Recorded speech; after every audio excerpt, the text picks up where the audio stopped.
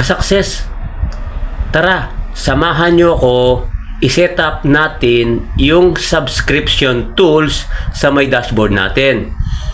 Kung hindi ka pa nakapag-set up, tara, para malaman mo rin. Next slide tayo para makita mo na yung pag-set up ng subscription tools. Okay, next slide tayo. Ayan ka-success, pupunta tayo sa Facebook. Pindutin natin yan. And then guys, pupunta tayo sa dashboard natin. Click mo to. Yan, click na natin. Tapos professional dashboard.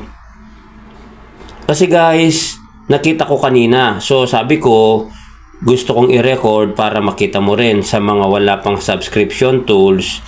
At least, malalaman nila kung paano set up yung subscription tools.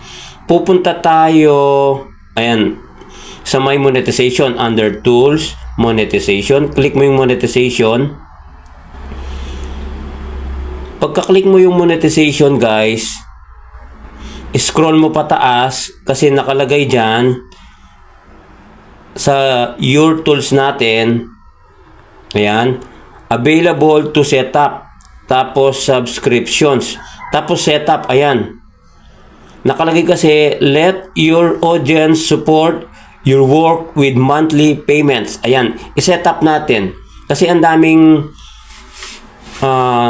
nakatanggap na ng subscription tools. So, congratulations sa mga lahat ng nakatanggap at makakatanggap pa.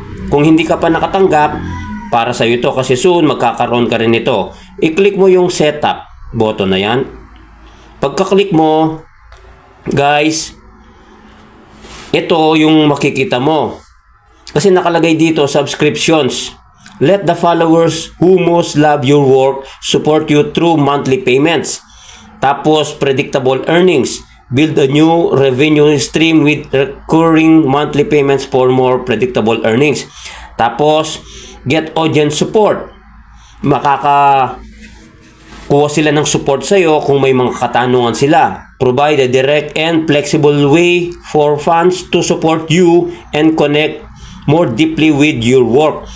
So, kung ikaw may magsasubscribe sa iyo dito, may diretso silang support na galing sa iyo.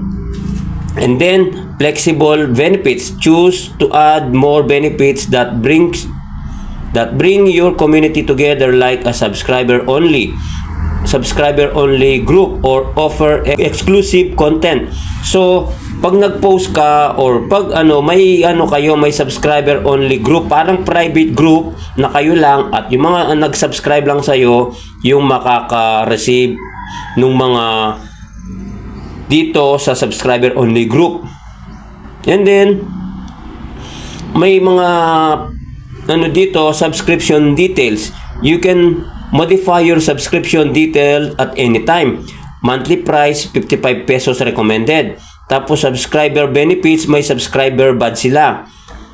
Titingnan natin i-click natin tong arrow ito. Pipili ka dito yung monthly price. Set the monthly price for your subscription.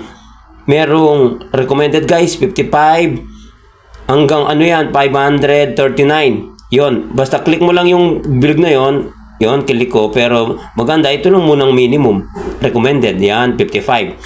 Tapos guys, nakalagay dito subscriber badge, a special badge display next to your comments on Robin J. Roque post and live videos. Remove it anytime.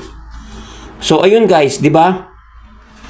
Exclusive content, post video, post and polls that only subscriber can see. Sila nakakakita. Discount, premier discounts and merchandise and other products available only to subscribers Robin J. Roque. Live videos, exclusive broadcast only accessible to subscribers of Robin J. Roque. Tapos may subscribers group.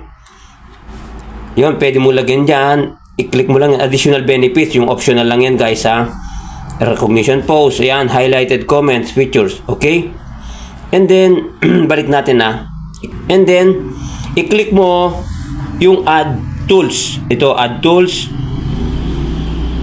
Yan, naglo-loading siya. Subscription. Setting up subscriptions. Yun guys, naglo-load siya. Hintayin natin. Ayun, may check na. And then, nakalagay na siya guys. Ayan, your tools, stars, in-stream ads, subscription. Ayun. Tignan natin guys, pindutin natin. Yun. Pinindot natin. Add your payout account. Once you earn $25, you will be able to collect your earnings. Tapos add payout account. Ayan guys, i-click mo yan kasi guys, subscription, i-add natin yung payout information natin. Click mo yan. Let's start with the basic. Legal first name. Yan, nakalagay sa akin dyan. I-next natin kasi meron na akong existing before, kaya meron na nakalagay dyan. I-next natin. Yung button sa baba, naglo-loading siya guys. Yun, tapos enter business info. Country Philippines, individual, business type Philippines, tapos business type individual or sole proprietor. Okay, next natin. I-next mo lang yan guys kung meron ka na before na nakakonect dito kay Meta na payment information. Tapos, enter your info. Tell us about yourself. This info will be used to set up your profile and to report your taxes. Ayun guys. Ayan ang address natin. And then, kasi meron na ako. So, itik mo yung dito, ayan. Yan, nagka-check na, yun. Tapos, next mo. Kasi meron na ako guys eh. Next mo yan. Yun, and then, link payout method. Sabi ko kanina, meron na tayong, i-click natin to kasi video. Yun, i-click natin tong circle. May video na ako guys ito. Click natin yan, and then, link payout method. I-click mo yan. Ayun, tapos, tax verification. Add your tax info. I-add natin dito guys. Ayan. Yung button add tax info. I-click natin yan. Continue. Would you like to continue? Continue as Robin. Click pa natin. Ayun.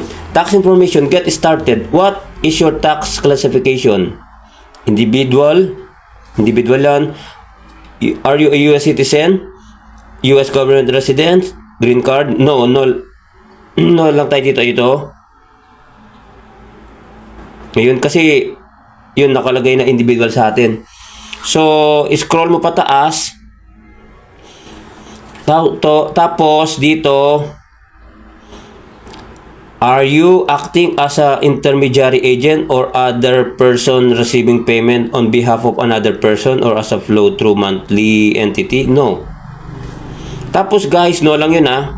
Tapos next. Yan button next. Tapos, Robin Zamujura, okay, what name should I enter? Select one. I-enter natin Philippines guys. Philippines. Scroll natin. Medyo matagal siya.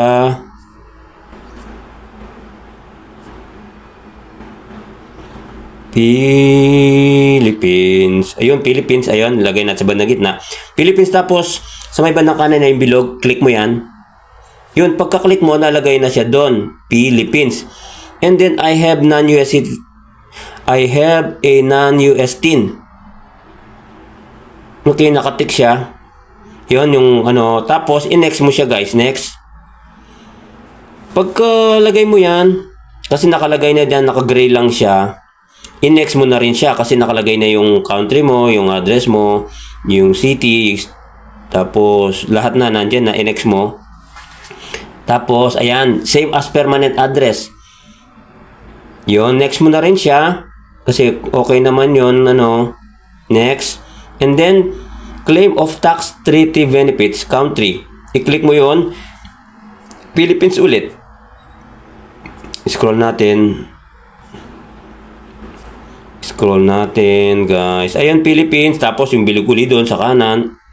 Click mo siya. Are you eligible for the treaty benefits? Ayan, tapos i-next na natin. Next. Tapos basahin mo na lang to. Basta okay naman lahat yung mga nilagay mo. Consent and sign. Consent to provide electronic signature for the information provide at per RCO. Ayun, guys. Ayun. I-click natin tong I certify yan. Click natin yon, tapos signature type of full name. Signature type your full name. Yun, i-click mo yon, i-send mo lang yan, lagay mo lang daw yung ano mo, pangalan mo, full name natin. Zamudio Roque. Tapos by typing my name on the given date, I acknowledge I am signing the tax form under penalties of perjury. Ayan, kasi date ngayon, April 4, 2024. Tapos next na natin, guys.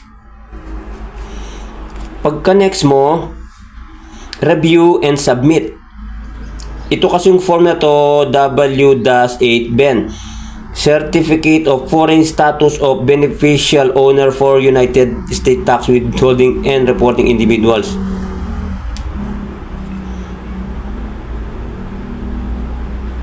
Wait lang.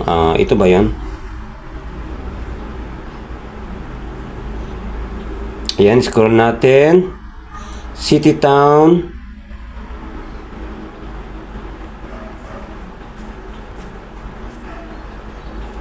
I-submit na natin kasi okay na siya. So, submit na natin kasi nalagay natin lahat ng information natin. Your tax ayan. Your tax information has been validated successfully. No further action is required at this time. So, your tax information is complete. Ayun. Meron dyan sa baba, guys. Sorry, guys. Done. Ayan. I-click mo na. Yun, guys, medyo mahaba lang yung video natin kasi mga personal na information natin yon. Pero take time lang para kung hindi mo pa alam yung mga gagawin mo sa pag-fill up ng subscription tools, para sa iyo to, panoorin mo para pag nagkaroon ka na, at least may guide ka na at may idea ka na. Maraming salamat, ka-success, at see you sa next video. Bye-bye and God bless po. Thank you.